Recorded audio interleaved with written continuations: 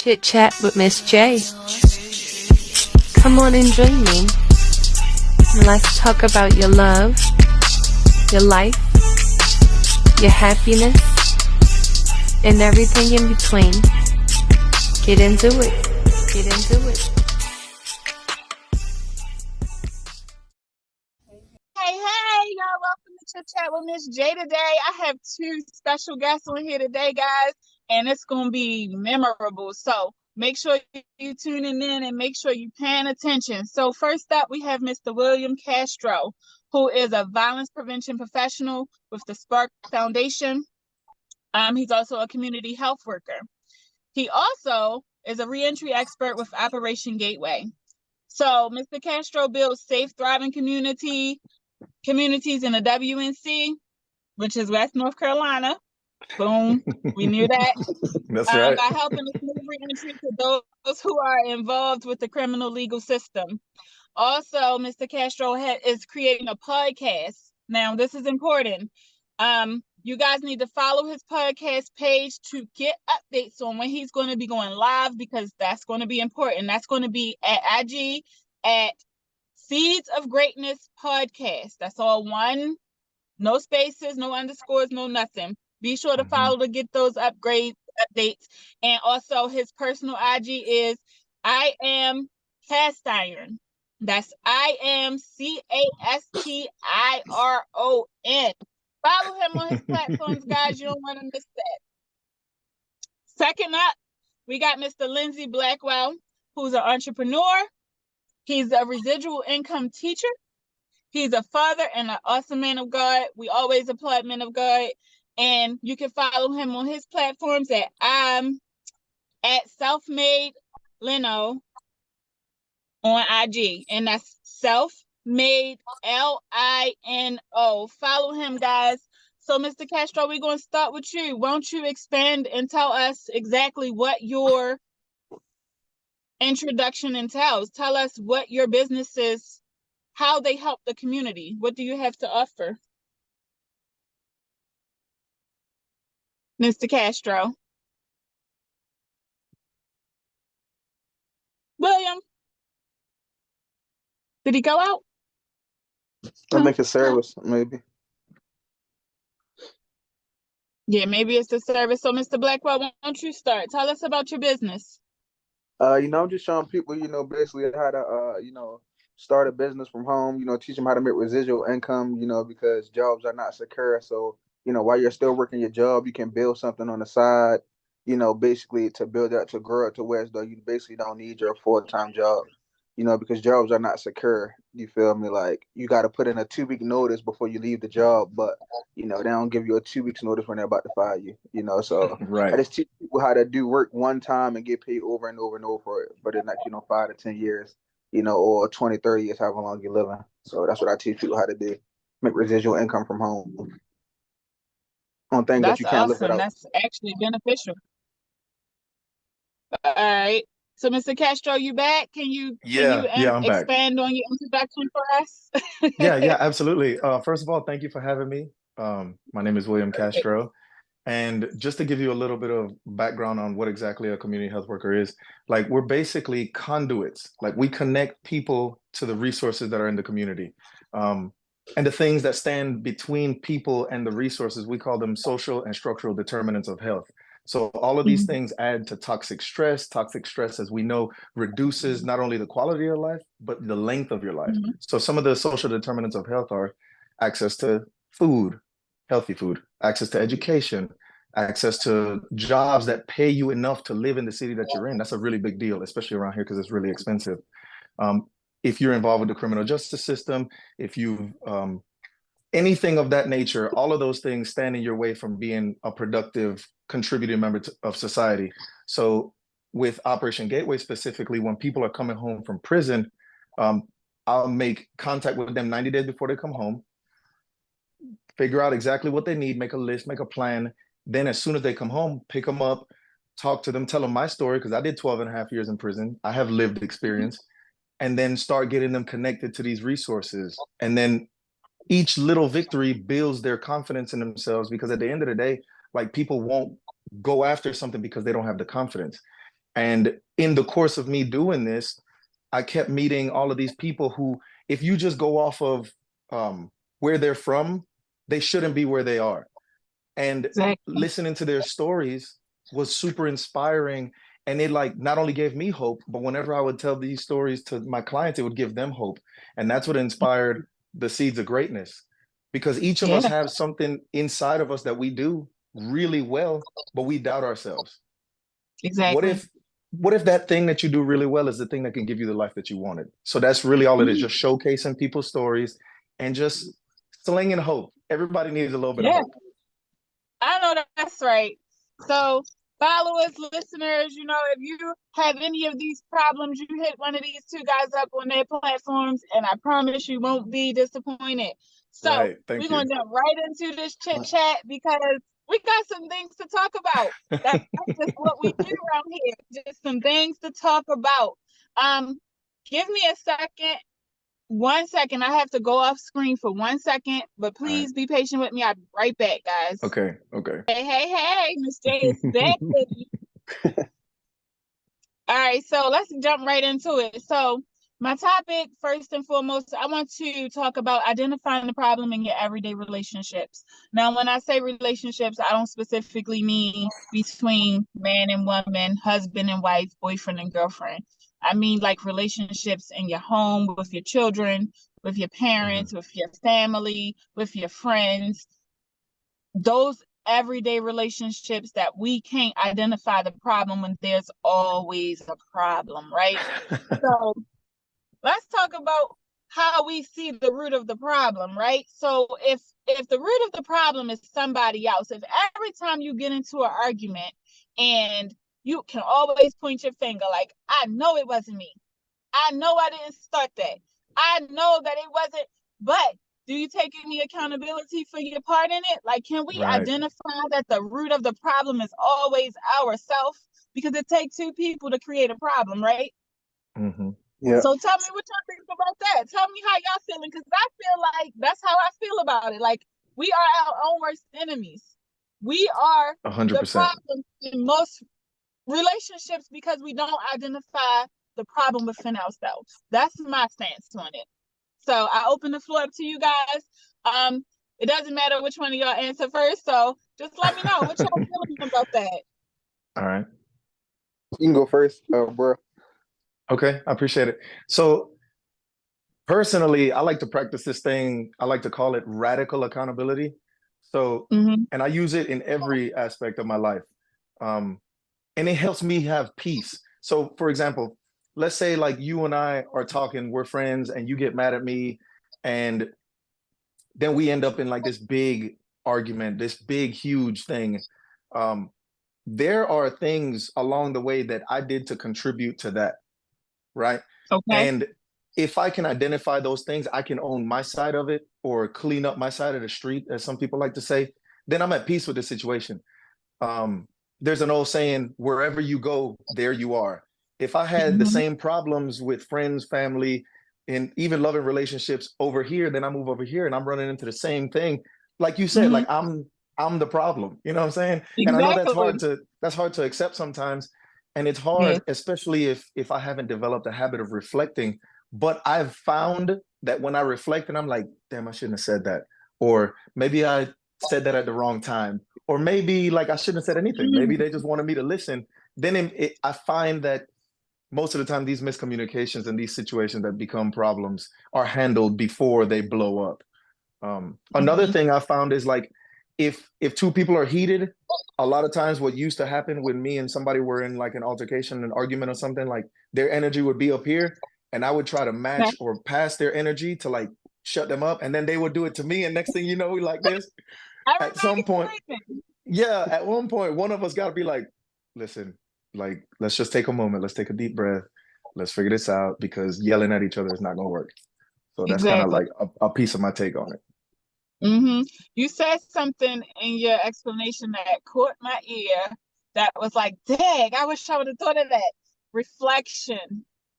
Yeah, it's important. Reflection. So that's the problem with so many of us. And I'm not going to tell no stories. You know, I'm 36. right? Mm-hmm. It took me a really long time to get to the point of reflection because I was that person where you Yeah. here, I'm like, all right, well then I'm not here. So what? Yeah. It's like at some point I had to realize that I ain't listening. And if I Right. ain't listening, I ain't listening. Yeah. So it took me a really long time to get to that point. Like, all right, you need to really look and see what's the problem. Because Mm-hmm. I didn't always feel like I was the problem. I Yeah. would always feel like you ticking me off. So if I get mad, it's your fault that you ticked me Mm-hmm. off. Forget that my reaction didn't have to go that far. Right? Exactly. Forget that. Forget that. I'm feeling disrespected now because you said that to me, and that's just how it is, right? So Mm-hmm. you have to be able to reflect on yourself and Mm-hmm. understand that sometimes it's you. And it's hard to Actually, do sometimes. all the time it's you because you Mm-hmm. control your actions. You can't control somebody 100%. else. You can't 100%. control somebody else. If you can control yourself, then you can control the problem, right? That's it. That's it. Mr. Lindsay, how you feeling about it? The same thing, basically like the payback. If he said like, I ain't never want to take accountability at first, I'm like, man, it's not me, it's them. But then, just from listening to older people, basically they would tell me like, take myself out the equation, and what would you Mm, give this advice to people? Like, all right, say it's basically say it's like my cousin and their spouse going through something. What advice would you mm-hmm. get them? That same advice that you would get them, you take that advice and use it for your own. You feel me? Mm-hmm. And then basically, like identifying a problem and hearing their side. Okay, you felt like this because this, and then I felt like this because this. So how can we come to an agreement, and solve the problem? Because we don't want to keep having problems in any type of relationship it is, Yeah. Right. and Right. hopefully basically will understand, okay, they felt like this and I felt like that. All right, so let's come Mm-hmm. to a mutual agreement. If we love each other, if you're my mom, sister, significant other, whatever the case may be. Mm-hmm. And So that's another thing, I want to throw something out there. Two things. First, when I was younger, I used to expect things from people and I would never tell them what I expected. And Mm, I'm not even sure if they can give me what I expect. And then when they don't give me what I expect, then I get mad. Right. yeah. So I Yeah. think another thing that I've learned as I've gotten older is to meet people where they are. And if I have an expectation of that person, to communicate it. Because if I don't communicate what I expect from you, how could you ever live up to my expectation? Does that make sense? Exactly. And Exactly. That makes perfect sense. then the second thing that I learned when I was in the Marine Corps, I had a gunnery sergeant that I would come running to him to fix a problem. I'm like, Gunner, we got a problem. And he'd be like, Hope, we don't have problems. Problems are situations that have gone Mm-hmm. beyond repair. So like that really Mm-hmm. changed the way I address situations because it's not like Mm-hmm. you're the problem, I'm the problem. It's like this is the situation. I definitely contributed to this tense situation. I definitely could have done some things differently, but I didn't. What can I do now to fix it? If there's anything I can do to fix it. Mm-hmm. But I want to go back to Right. something that you said about owning my side. When I started really taking accountability, like you said, like everything just got a little bit easier because I mean, how mad can you really be at me if you're mad at me for doing something? I'm like, damn, you're right. I should not have done that. I'm so sorry. I should not have done that. You Exactly. can't keep yelling at me. You know what I'm saying? Like, Right. Right. How yeah, could you? How could you keep yelling at somebody who's taking accountability? yeah, Which I brings own me it. to my next topic. Mm-hmm. Right? It just brings me to my next topic. Like, we tend to take on other people's accountability, right? Mm-hmm. So what I mean by that is that, we'll be in an argument and I'm like, all right, well, cool, I forgive you. Yeah, let's just move on. But then in a week, you do something that triggers what happened. And then I'm like, yeah, because remember when Mm-hmm. I know you did it because you did it back a week ago, right? So Mm, did I really truly forgive you? Did you ever take accountability when I forgave you? Because if mhm. accountability had been taken, right, and I forgave you, it wouldn't be a need to bring it up. So Right. that's what I'm feeling like. How do we stop ourselves? How do y'all feel like we can stop ourselves from just forcing um ourselves to take other people's accountability instead of making them take accountability for themselves? Ooh, that's a tough one. It Um, right. is. in the past, in the past, that used to be me. Like, Mhm. you do something that like violates my trust or whatever.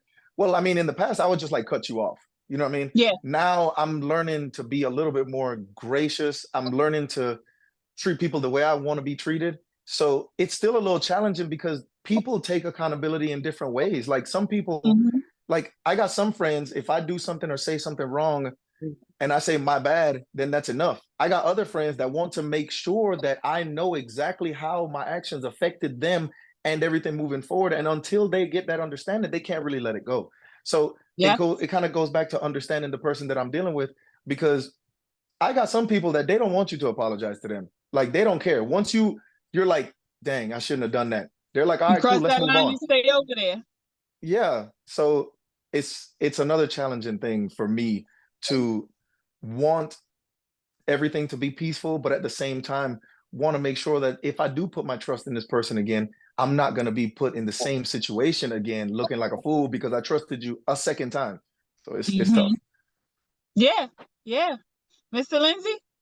And I would just piggyback on something that he said earlier when you said sometimes your standards were too high. Maybe you put too much trust in them from the Mhm. beginning, whatever. So when they, betrayed your trust, you felt vulnerable, or basically your trust was broken.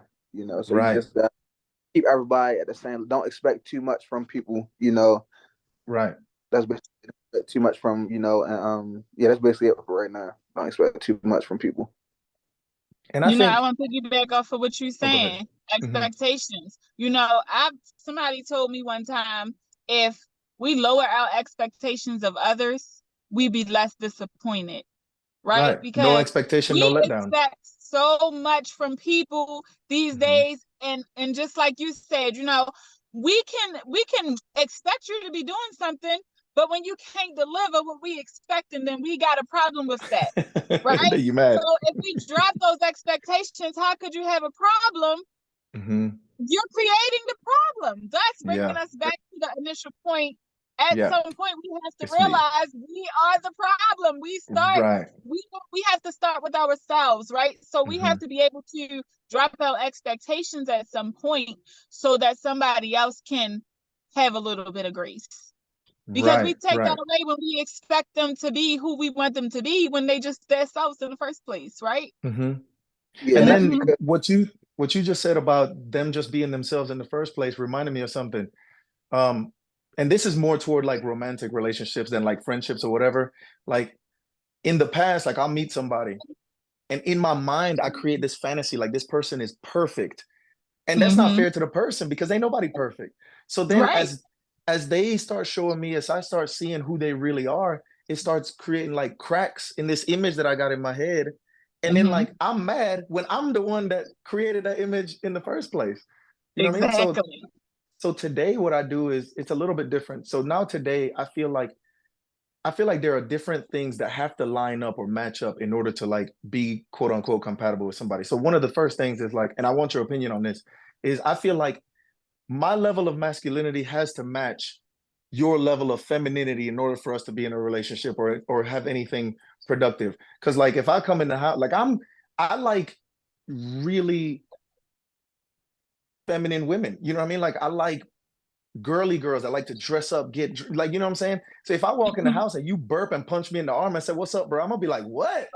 You know what I mean? So I mean, I want your opinion on that. That is so funny. So let me go ahead and piggyback off of that. I 100% agree. I was when I started to explain to some of the women in my life that Uh-huh. men loves feminine women. Like Hmm. it's so many failing relationships because so many women have learned to be masculine.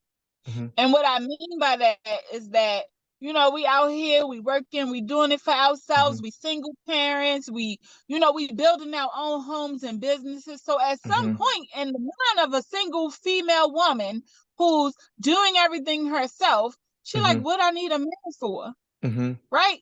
So her mentality becomes masculine, but not like, oh yeah, let me just punch you, but more so, Yeah. I don't need you. I Yeah. don't need a man.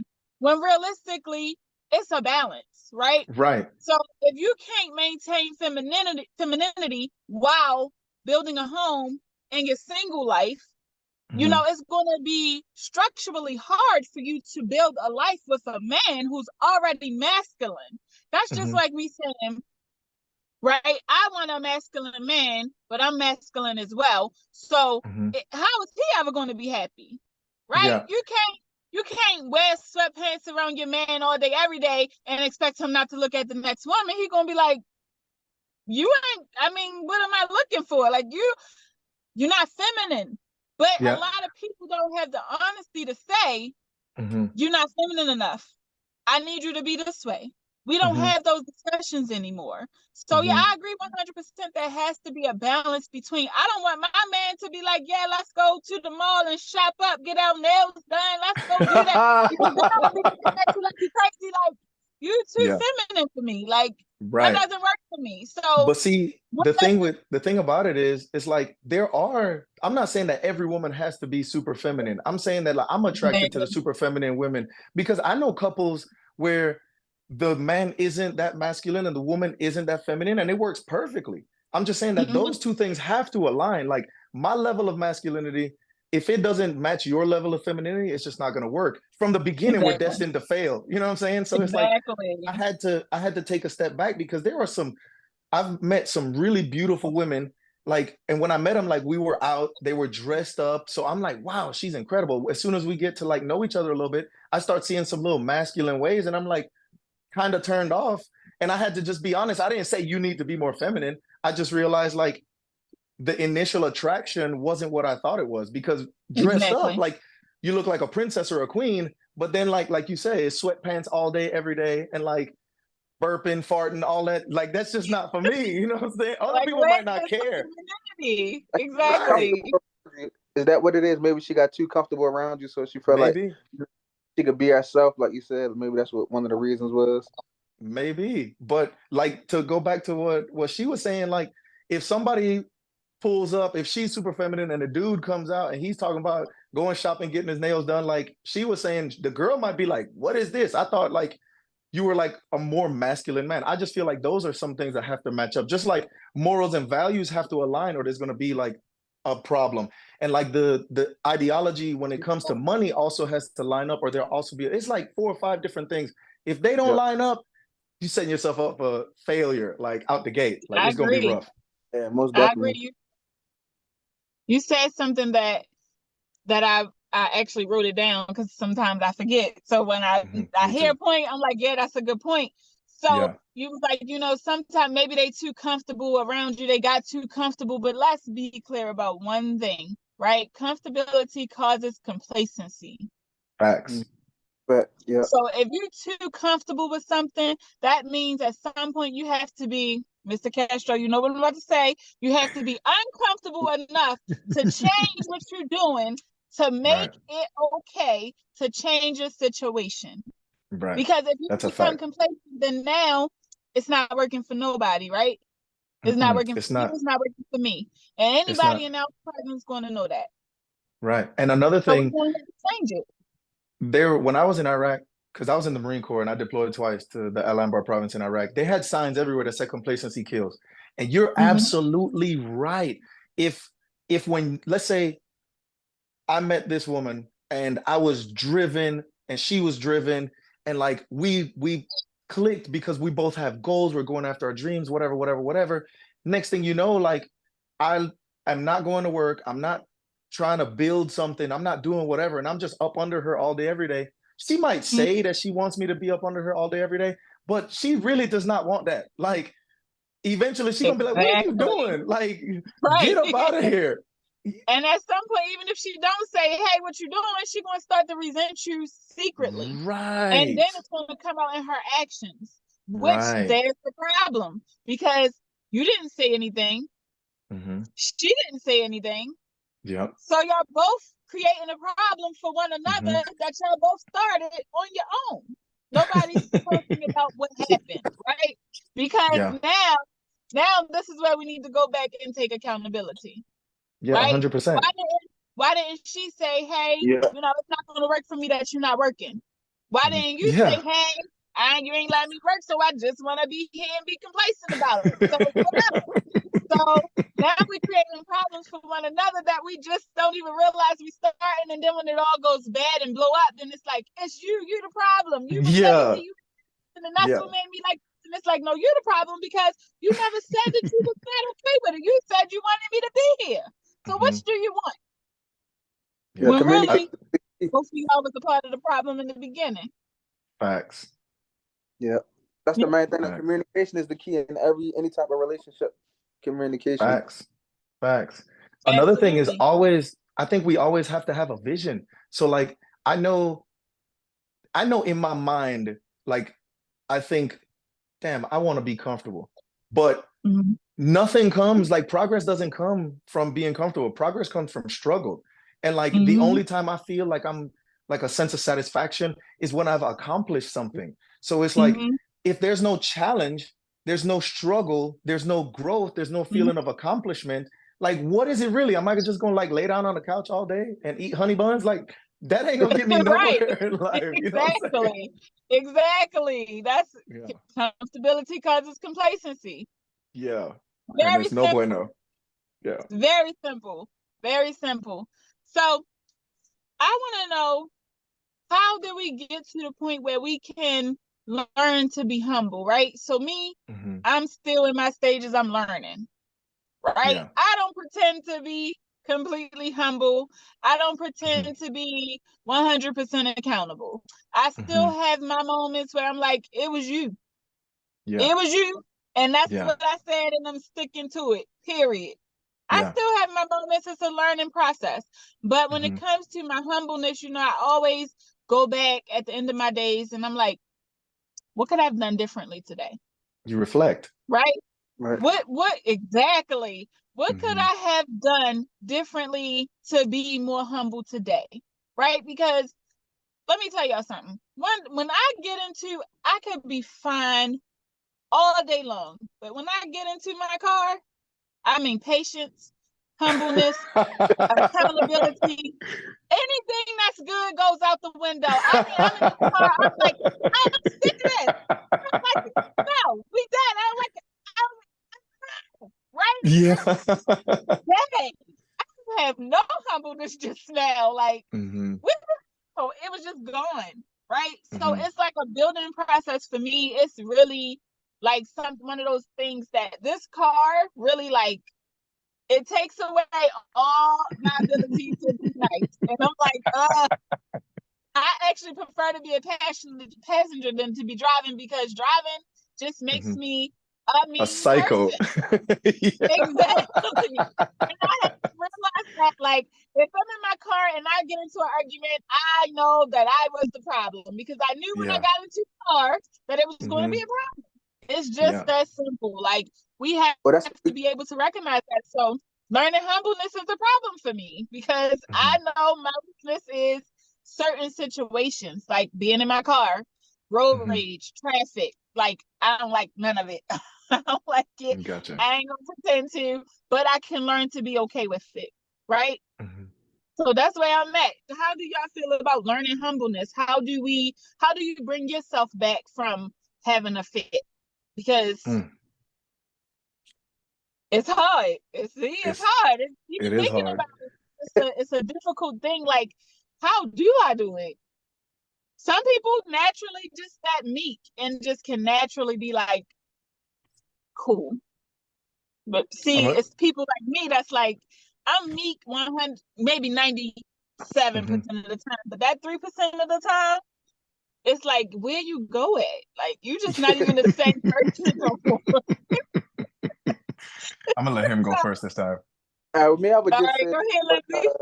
for the humble part, I would just say I always look at things like things can be a lot worse in any situation, and me Mhm. personally, I just try to listen to a lot. Well, I listen to a lot of personal development, because I want to be a better person in every Mhm. aspect of my life, every day. Mm-hmm. So, that's what I do a lot, is listen to a lot of personal development, to get my mind better, or to, just think about things in a different light, and to listen to Mm. people Mm-hmm. who got more than what I want, So like, okay, like if Eric Thomas, if he does this with his wife or his family, let me listen to him a lot so I can do that. Or, Nehemiah Davis, Mhm. other people like that. So I just stay tuned into those type of people, to keep my Mm. mind positive, and I being like humble. that. I like that. Got you. Got you. I think I really like that answer. I really like what you said. I think a big piece of it for me is, first of all, after reflecting and taking like a serious look at myself and really understanding like where I was strong, where I was weak, and being more comfortable like in my own skin, being more comfortable with the person that I am, and not having to feel like I need validation from anybody, or not having to feel like I need you to like me or whatever. It was easier for me to be humble, because at the end of the day, like, what you say about me, what you say to me doesn't change who I am, right? Mm-hmm. So like, whether or not you say something hurtful to me when you're angry at me, it doesn't automatically make me feel like, am I really like worthless? Nah. So I don't, in the past when I was younger, yeah, like I would be irate because I wanted everybody to think I was this and think I was that. But now it's to the point that like, what you think about me don't pay my bills. You know what I'm saying? Like, what you think about me doesn't change the fact that the people that really know the real me, they know who I really am. So like, I like to say, the people that don't know don't matter in terms of who I really am.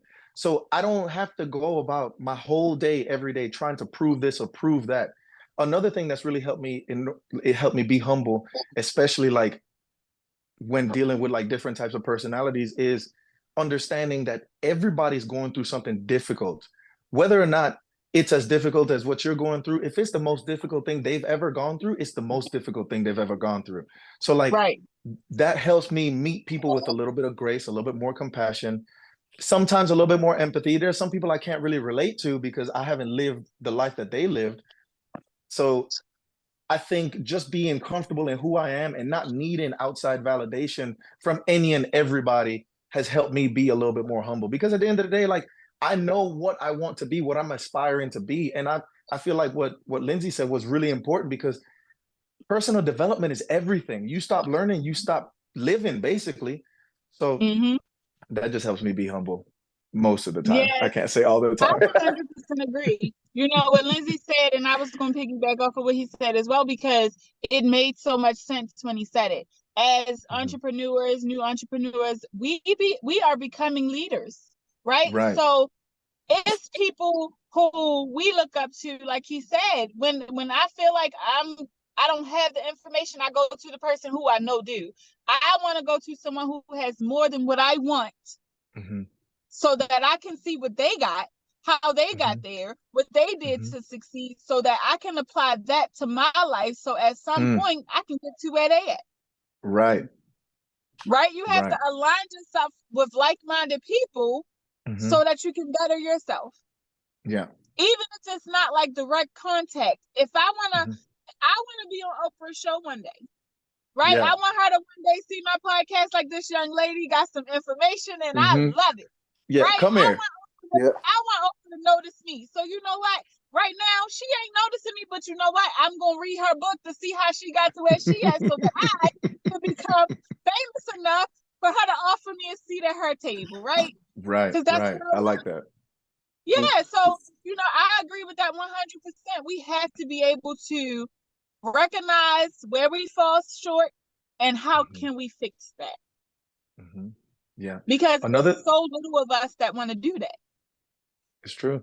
It's true. Yeah. Another thing, like, just to emphasize what you said, there's that old saying, if you hang around with 4 millionaires, you'll be the 5th. If you're the smartest person in the room, like, why are you there? Unless you're teaching people, then that's okay. Because there's also that old saying that when one teaches, two learn, because in order for you to teach, you got to prepare yourself, right? So you have to make sure you're on point, so that whenever you teach somebody, that you're teaching them the right way, unless you're not a good teacher. But there's another point to humility that I wanted to touch on. To me, let's say, Lindsay, let's say that you are the best teacher for brand new entrepreneurs, and you're in a group of like entrepreneurs or teachers of entrepreneurs, but you know you're the best teacher in there. If somebody comes in and says, who's the best teacher in here? If you don't raise your hand, to me, that's not showing humility. Like, to me, you not raising your hand is you not being authentic. Like, if you know you're the best teacher, be the best teacher. That doesn't mean you got to strut and talk junk to everybody, but at the same time, acknowledge that you're the best. And because I believe in stewardship. So I believe in doing my best, because if I don't give my best, then I'm not making the most of the gift that was given to me, right? Mm-hmm. So why was it Mhm. given to me if I'm not going to utilize it to not only see how far I can take it, but see how many people I can touch in a positive way? That's just my belief. I know other people believe differently, but I mean, that's on them. And I like the when you said about the smartest person in the room, some one of the people I listened to, Nehemiah Davis, you know, he was saying, Mhm. if you're the smartest person in your circle, then you're really not in a circle, you're really in a cage, you know, because how can you really, Right. you feel me? How can you Like, learn? you know, Right. no, never be the smartest person in your circle, you feel me? But you can't always go back to your other circles and basically get on the information that you learned for real. Right. Yeah. Put your oxygen mask on before you try to help somebody put theirs on. Yeah, yeah. Yo, this is good. Okay. I love it. I love it. You know, it just makes me see that I'm not the only person willing to learn. I'm not the only Mhm. person willing to help others understand that there's a better method to life. There's a better way to Mhm. be better people. Like we don't have Mhm. to always blame somebody else for our downfalls. Like we Right. have to be able to get out there, take accountability like we're talking about, learn Mhm. humbleness like we're talking about. And just like you said, you got to be able to stand up in the room and be like, I am the best, but also know that that means acknowledging yourself. That doesn't mean that you have to degrade or downgrade yourself just to Right. be humble, right? You Right. have to be able to put yourself out there and say, hey, yeah, I'm the best at this, Mhm. but I understand that I can learn more, right? Right. Isn't that being humble as well? A Like people Yeah. don't want to 100%. see it that way. They're like, I could be humble or I could be the best. No, that's not the fact. Nah, You you you could be could be both. both, but you have to Yeah. balance, right? Yeah. You gotta have that balance. And if you're not learning balance, we ain't learning anything. Knowledge is power. We gotta be able Right. to make ourselves become more aware of what's happening in our lives and our Mhm. situations so that we can become better people, right? Mhm. Yeah. And honestly, humility is the Mhm. thing that's gotten me farther in life than anything else. So, for example, there was one point where I was working in restaurants and like I was serving tables and bartending, and some people would be like, "Oh, it's not my job to like do dishes, or it's not my job to clean up the tables or whatever." But me doing it, Mhm. even though it wasn't my job, the manager started paying attention to it. Then they offered me a managing job because I was going above and beyond. I was doing more than I was paid to do. And they recognized that. Mhm. If I had been arrogant, like, nah, that's beneath me. I ain't touching no dirty dishes. I ain't doing that. I mean, Mhm. then I was in it for the wrong reasons. Like I was there to do my best. Exactly. If it needed to be done and I didn't have nothing to do, why not do it? Like it doesn't cost me anything to do it. Like who cares? Exactly. You know? Exactly. So before we move on to the next topic, you know, I want both of you guys to kind of tell me, based on our conversation with that topic, right? Mhm. Give me your worst situation where you felt like you failed at that. And then from today, looking Uh-huh. back, how could you have fixed it? I'm Hmm. letting go first. Okay. 'Cause I gotta Ooh, think of how it. okay. I mean, it's not difficult at all for me to figure out the worst situation and how my pride got me into a ton of trouble. Um, so like I said, I was in the Marine Corps. I'm originally from the Virgin Islands. I came to the United States when I joined the Marine Corps back in 2006. I was 18 years old. I Thank you for your deployed. service. My pleasure. You Thank you. said You it a don't have to couple thank me. times, but thank you for your No, service. you don't have to thank me, but it's my pleasure. They sent me home early because I did back-to-back tours, and they sent me home early because there's this thing called the boots on ground policy. Nobody can be in a war zone for more than 365 consecutive days. Right. Mhm. So they sent me home early. My unit is still over there. When I come back, I go to get attached to the unit that they say I'm attached to here. That unit says that I don't belong to them. So I was kind of in no man's land because the unit that I was supposed to be attached to is still overseas. So I'm here. I'm really young. I'm trying to enjoy my life, but at the same time, at the end of the day, I'm thinking about my unit still over there. So then I start like getting down on myself about it. And I started drinking a whole lot, way more than I should have been drinking. I was drinking almost a fifth a day. So Mhm. one night, somebody calls me and they're like, "Bro, can you come pick me up because somebody just pulled a gun on me. They tried to shoot me." Right Mhm. then, I should have said, "Call the cops." But instead of saying call the cops, I was like, bro, I'm coming. I'm on my way. I'm right here. When I get there, they get into it. They start fighting. I try to break it up. I can't break it up. Once again, my pride won't let me walk away. The guy panics. He pulls a gun. I pull a gun. Once again, I don't think things through and I don't walk away. Still, if I had been humble, I would I wouldn't have put myself in a situation. And then had I missed that opportunity, I would have taken myself out of the situation. Long story short, he pulled a gun. I pulled a gun. I shot him and he dies, unfortunately. Mm-hmm. And then I end up in jail. Right. And all of that situation could have been avoided had I just been humble enough to be like, bro, you got it. You know what I mean? And it took years for me to let go of the resentment and actually look at myself and be like, you're the reason you're here. You're the reason that all of this happened, because you had all these opportunities to turn around. You had all these opportunities to not go over there or to leave the situation or to try to de-escalate the situation. But no, like, your pride wanted you to prove a point. What was the point? You know what I'm saying? What was the point that you proved? You ruined a ton of lives, including your own, your family's, his life, his family's lives. Like, just, and that really, and honestly, what really changed the way I looked at myself and looked at the world in general and really made me start reflecting was they were going after the death penalty when they first arrested me.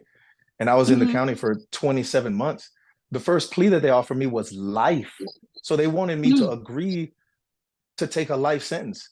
What 21-year-old is going to agree to take a life sentence?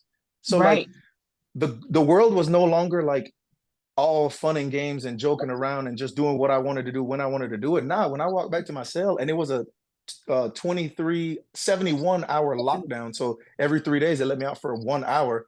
So I got plenty of time to reflect in there. You know what I'm saying? When I go back to my cell after they offered me that life sentence plea and I sat on the edge of that bed, I was like, what have I gotten myself into? So like, it just really changed the way I looked at myself, looked at the world, interacted with people. It just changed everything. And like, that was easily the worst situation I got myself into due to me not practicing humility. You know, when I was listening to your story, it brought me back to your business, actually, right? So I'm like, you know, now it makes more sense in the field you're in, you know? So how did you handle yourself? Because if you're building a business on reentry and doing things like that, I want to know, how did you handle yourself with the reentry into the real world? Because times change, you know, things change, technology change, life changes. And you spent, you say 12 years? Yeah, 12 and a half years years, in prison, which means a lot changed. Over a decade had passed for you. So, you know, coming back out into the world and building yourself to the point of where you are now, where, you know, you feel like you're a stable, humble, accountable guy, right? This is what the guys or women coming out of jail and prison and re-entering into the system, into our world and communities need to hear. Like, how did you do it? Okay, so first of all, it was only by the grace of God that I ended up only doing 12 and a half years instead of life. Like, let me just throw that out there. First of all. Second of all, I met some really good people. I know it's hard to believe. Some people might say it's hard to believe, but I met some really good people that for 30, 60, 90 seconds weren't thinking clearly and ended up getting themselves into a situation that landed them in prison. So I spent most of my time reading books. Like for 8 years before I got out, I was preparing myself to get out because I knew it was going to be an uphill battle. Like, you take all of the political and like racial and socioeconomic problems out of the equation. I don't have a college degree. I'm coming out of prison to a state that I have no family in. Like, I have to be prepared. I know that in order for me to be on a level playing field, I have to be overqualified. At least that was my thinking. That was my mentality. Exactly. Well, and while I was in there, I kept seeing these younger guys come back and forth, like get a little bit of time, go home, come back. A little bit of time, go home, come back. So I started thinking, what am I going to do with myself when I got out? And I remember I was in one of the prisons that I was in, they had a dog training program and we were training service dogs. And when the dog graduated, like the lady that was running the dogs training program wanted me to give a speech, and I was like, you want me to do a what? Like, you want me to do what? So like it terrified me. I was Mhm. terrified, but um but I did it. I had to do it. And Yeah. in that moment, or getting prepared to give that speech about like the dog and how the dog is getting a second chance and is able to impact this young lady in a positive way, as he is now her service animal or whatever, it started to get me thinking about, okay, little picture is, what am I going to do as far as soon as I get out to like have a job and have stable income? Because I knew that the place where I was coming home to was expensive. Asheville, North Carolina Mhm. is very expensive. Um, Mhm. but bigger picture, it was like, what am I going to leave behind? Like, what is, at the end of the day, when I die, because everybody's going to die, even though we don't want to think about it, what will I Mhm. have left behind? I already have like this negative track record because of what I did to this person and his family and the community. Right. So Mhm. I know I can't change that. So what am I going to do? How am I going to impact people? What are people going to remember about me whenever I'm gone? Mhm. So I wanted to save people some of the heartache that I put my family through and that I put myself through. So Mhm. um one of the guys that I met while I was in prison, he became my workout partner. We played basketball together, him and a few of us. Um, his mom basically adopted me before I got out, and she opened her home to me whenever I got out. If not, I would have Mhm. had to be in like a halfway house or something, which I'm not opposed to doing. I would have done it if I had to. But like I said, I Right. have nobody up here to do the footwork of like coordinating and calling and doing this, doing that. And this was the door that opened, the door of opportunity that opened. So when I first got out, the transition was, it was crazy. Like I remember I used to be in her home in the room that she let me stay in, and I would just be sitting on my bed like really quiet, trying not to disturb nobody because I don't want to be a burden. So I'm just sitting here looking crazy. And she'd come knock on the door really softly. She'd open the door and then be like, "Get out here. Stop hiding in the room. Come on. Like, come on, get out here." So, and I needed that. So, and Yeah. I wanted to get a job and have a steady source of income. One of my friends, Mhm. he is incredible. One of my best friends ever. He gave me a Hummer for $1, or sold me a Hummer for $1 because he didn't want me to worry about transportation whenever I got out. His name is Seth Price. That's my dog. Um, he gave me that. I started to commute back and forth to Asheville, and it was killing me on gas. So I ended Mhm. up purchasing this little beater to drive around. I thought I had found the job of like my dreams at this country club, and they fired me 3 days into the shift because I was a felon, even though I told them that I was a felon 2 or 3 times in every stage of the process. When that Mhm. happened, both cars died on me. Like, so I had no Mhm. job, no vehicles, and I still had like my apartment because by at this time I was already moved into the apartment that I'm in right now. And Mhm. that like really made me realize like at any moment the rug can be pulled out from under me. So I have to be more proactive. I have to like really go after it. So then I started working as hard as I could. I had like 5 jobs at one point in time. I sold roofs, I sold solar, I did security. I was still Mhm. bartending and waiting tables all at the same time. And then I ended up meeting people that put me in the position that I'm in. They gave me an opportunity, and it just feels like it was a handshake. Like the bad experiences that I brought upon myself and the opportunity Mhm. that people put in my path, it was like maybe the hard times that I caused myself will be worth something if I can communicate this story and Mhm. like help people transition, because I know what it's like to transition. I know the pressure, I know the Mhm. stress, I know like the fear of being rejected, but I also know if you don't go after it, like how you gonna pay your bills? So it Yeah. was really, yeah, it was something. That's inspiring. That's really inspiring. Well, Thank thank you for you. sharing your story with us because a lot of people won't come out and say, hey, this is what I did. This is the mistake I made. And I'm Hmm. trying to still fix it to this day because I hurt Hmm. somebody. I hurt their Yeah. family, and a lot of times that's the hardest thing to be accountable for is when you hurt someone. You can do Right. a lot of things in this world that you could be like, oh, yeah, I did it. My bad, right? But when you actually hurt someone and you Hmm. cause the impact on them and their family, you that takes a lot of strength just to say, I fucked up. Yeah, I did that. And that's, I commend you on that. That's Thank you. thank you for sharing your story with us. Yeah, that's a good story. Mr. Lindsay, Can you repeat the question again? I forgot. I was so tuned into his story. I ain't gonna lie. right? Wasn't it good? Like, so Yeah, it was great. I appreciate it. the question was, right, take your worst out of all the things we spoke about today, right? I want you to put yourself back in those situations, your experiences. What was your worst experience where you were in a problem and you failed at it? Pretty much you failed at it. And today, if you was back in that situation, how would you fix it? Based on what you know today. I'm gonna say, well, I ain't gonna say it's really one problem. It's just, just me, just basically like used to be agitated. So if I knew like the person was wrong, say if my old significant other or mom or sister, somebody, I just keep egging the situation on when I didn't have to. And then, like you said earlier, oh, if you blow up or whatever the case may be, and you know how females are when they turn up to 100. So I feel like if I didn't egg situations on, you feel me?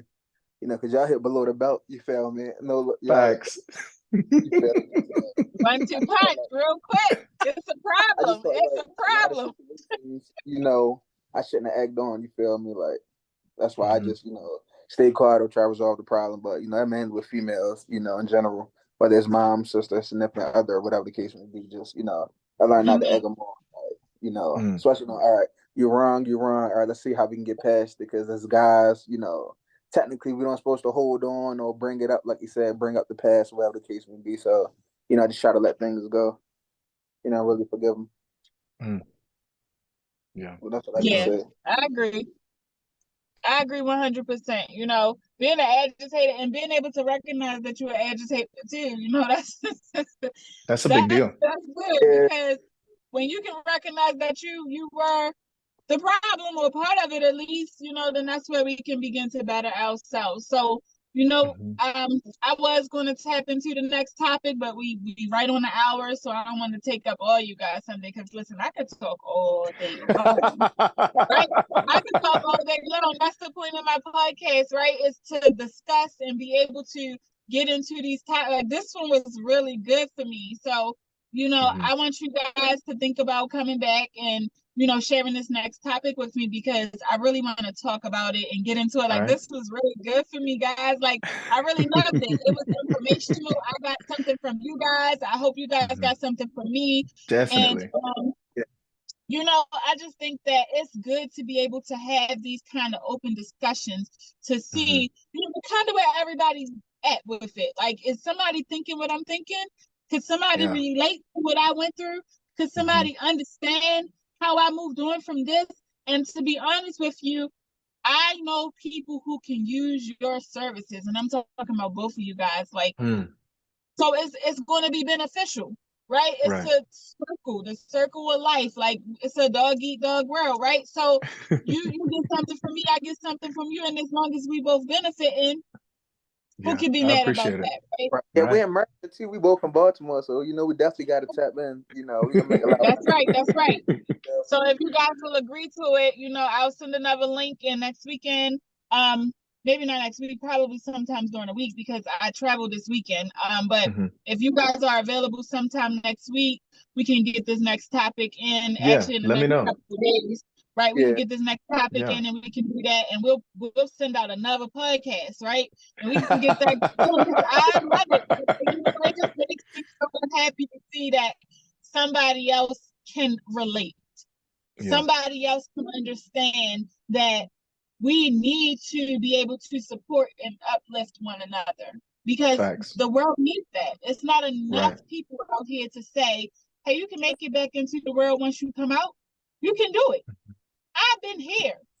You didn't even do anything as worse than that. So why can't you do it? Right? You got so many. I know so many inmates who come out into the world who their first excuse is, I'm a felon. I can't get a job. What I'm supposed to do but go back out on the street.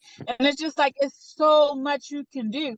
I heard actually, I used to be in the prison system. I was a correctional supply officer for 2 Mm-hmm. years, you know, Mm-hmm. so I seen the treatment. I know Yeah. how it works. You I know. know they literally treat people like animals there. And Yeah. that's something that I Caged didn't in like. there. I couldn't take it. Like my spirit couldn't take it. And Yeah. I'm like, I just want better, right? I want Yeah. it better for them because it hurt me to see them being treated that way. Because I'm like, you know, this doesn't make sense to me that these are humans too. And then Mm-hmm. they come out here and they got so many excuses as to why they can't move forward. But to be honest with you, some of the smartest people I know Yeah. are in Yeah. prison or Yeah. There's came a out lot of of prison. talent in there. But you know why? Just like you said, right? You said something in your response where I was like, "That's so true." You don't have nothing but time That's in it. there. So if you're in there all those hours at a time and you ain't learning nothing, you wasting your time. Facts. You don't get more time. You No. don't get more time. You get the same time in every day of Mm-hmm. every year, of every Mm-hmm. decade. It don't get you can't add an extra hour to the 24 hours a day. The clock still Right. got 12 on it, and it still won't go around those times 2 times a day. It's nothing else we could do about that, right? We can't fix You're that. right. So we You're got to right. make the best of our time, right? Yeah. So, Make you the know, I most of really it. appreciate you guys. Exactly. With my last remarks, you know, I just want to know, do you guys have anything else that you want to put out there to brand yourself or promote yourself or anything you need to say to me or the world? Because let's go worldwide with this. I just want to say one thing first. Yeah, bro, you got a story like Wallow. You know, Wallow, you know, he did 20 years. Yeah. You Yeah. know, I you love know, Wallow. so, you know, you Mhm. got to tap in with him or, you know, basically, you know, try to investigate into his network. You feel I'm me? gonna try. Yeah, man, Yeah. If you know a way benefit. in, let me know, bro. Huh? If you know a way in, let me know. I mean, Right. people that's if I can get you, you know, kind of get you tapped into for real. You feel me? All But right. you know, I would just say, Definitely. that's basically it. But to promote my brand, you know, if you're looking for another source of income outside of your job, people, you know, tap in with me. She gave you my Instagram name, Selfmade Lino, Lino. You know, just tap in if you want to sort another source of income. Like you said, jobs aren't secure, so you know you have to do something different. You know, if you want to get something different, you know, because Right. work full time on your job and you know part time on your fortune. Right. I So like yeah, that. that's it. Absolutely. Absolutely. Thank you for that. So the last thing I want to say is, a lot of people don't realize this, but the criminal justice system is built around the minority. So there's like this many people who are never coming home from prison. The Mhm. other huge group, the majority, are coming home from prison. But Mhm. the concept that the prison system is built off of is called learned helplessness. You do Mhm. everything we tell you to do, and we might give you the basic human rights. Okay, Mike. now I wanna reframe it so you could think about it a different way. If you have a child that's gonna leave your house when they're 18 years old, right? Mhm. At some point before they're 18, you're gonna start giving them more and more responsibilities so they're prepared for the responsibilities when they get out. If you have this Exactly. child in your home for 18 years and you give them all the food, you do all their laundry, all they gotta do is get up and lay down, read, watch TV, do whatever. Do you think they'll be prepared whenever they got out? No. Nope. The answer is absolutely not. Nope. So it falls more on the person that's in prison to be proactive and work on themselves because nobody's gonna do it for Mhm. you. But B, like whenever these people come home, they already have insecurities just like everybody. They have doubts just like everybody. But now they have Right. this felon status hanging over their head that yes, they Over. got it on themselves, but that's basically a life sentence. I applied for 12 different apartment complexes before I found a place that would rent to me because I was a felon. Other people would have Right. just given up. You know what I mean? So Yeah. if you, for the audience out there, if you know anybody that's in prison, you don't have to like go out of your way to like give them money, do this, do that. If you want to do that, that's fine. But whenever they come home, if there's any way that you can smooth their transition by connecting them to some resource or like just being there and listening to them, because a lot of times when people come home from prison, they're so isolated. In prison, there's always somebody around. When you come home Mhm. from prison, if you come home to a family or whatever, when your family's at work, if you have curfew or whatever, and you don't have to go anywhere, you're alone. And then you're Yeah. thinking, and it almost becomes nostalgic. You almost start thinking about, oh, what are the homies doing in prison? This and that, yada, yada. That's not what you want to be thinking about. No. You want to formulate a plan and get with Mhm. Mr. Lindsay and start getting some of this residual income. Like that's what you want to do. Please. Yeah. So, Make it so go that's all I gotta round. Make say. it go round. Yeah, Gotta be productive. Productivity breeds leaders. facts. So I want to thank you guys again for coming and joining with me on Chit Chat with Miss J today. Thank you, world, for listening. I'm going to end this right on this note right here and say that we all have something we can learn, right? If you're not learning, you're not being productive. If you're not being productive, you're not becoming a leader. So, you know, we have to take those things that we learn in life and always be willing to learn. Like, I always read something every day. I don't care what it is. If I'm in the bathroom, I might read the back of the can or something. Like, I read something every single day. Like, and I read stupid stuff, guys. Like, I go to the ingredients, like, what's all of these ingredients? I don't even know how to look up each name and put in the pronunciation. Like, how do you even pronounce this? Like, that's Right. me, right? I'm a knowledge. I need knowledge. I need to know Me what too. everything is, where it stands, Yeah. how it works, and unless it's numbers, nope, keep it. I don't want that. But She said no numbers. right? Yeah, no, I don't like that. If it's money, I count it, but other than nope, I don't want Other that. than that. I don't want a number. But I got it. anything that I can read and learn and be a part of, you know, that's what I want. I want to make the world a better place through knowledge, facts, things that I know works, right? And knowledge works. Nobody It's made true. the phrase knowledge is power because they thought of it and it sounded good. And Right. it is. Right. But Right. that doesn't mean that your knowledge needs to be in $80,000 universities. That means that you have to be able to take what you can learn and make it better for you. Period. Right. Apply it. Yeah. So I want to thank you guys so much for coming on and joining Chit Chat with Miss J. I look forward to having y'all Thank on you. very soon. Y'all gonna get the invite. Y'all know it. So please, once you get the links and things like that, I want you guys to post them on your platforms. I'm going to also Definitely. make short videos because I know for a fact that Instagram won't do this whole thing. Right. So I'm gonna make short ones, and I'll get everything out to you guys by the end of this night. And it's going to be posted. It's going to be up. We're going to be good, and then I'm gonna work on getting y'all that next invite because that's what we do with Chit Chat with Miss J, baby. Appreciate it. Thank you guys. I hope y'all have a great rest of your Sunday. Have a productive week and keep applying what we learned today because I'm going to apply what I learned from you guys. And trust and believe me, I'm going to be sending people your way because both of you guys have something to offer. Because listen, I appreciate it. I know people who about to be re-entering. Like so, you know, it's going to be beneficial. I know people, I know myself need to learn how to earn residual income. Right? Me too. So we all got something we can offer one another. Yeah. So I thank you guys. I hope y'all have a great rest of y'all day. You and too. to Thank the you. world, thank you for joining Chit Chat with Miss J, baby. Have a good day. Bye. Thank you.